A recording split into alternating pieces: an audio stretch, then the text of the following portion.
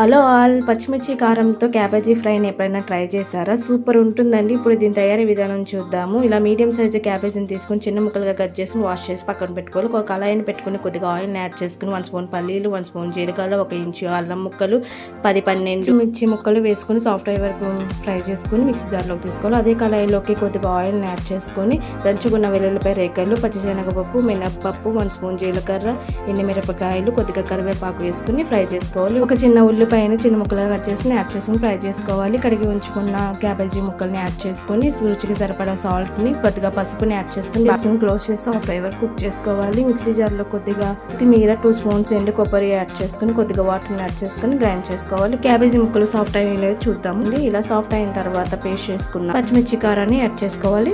బాగా కలుపుకొని సాల్ట్ సరిపోయిందో లేదా అని చెక్ చేసుకుని సాల్ట్ అడ్జస్ట్ చేసుకుని బాగా కలుపుకొని ఇంకొక 5 మినిట్స్ మగ్గబెట్టుకోవాలి.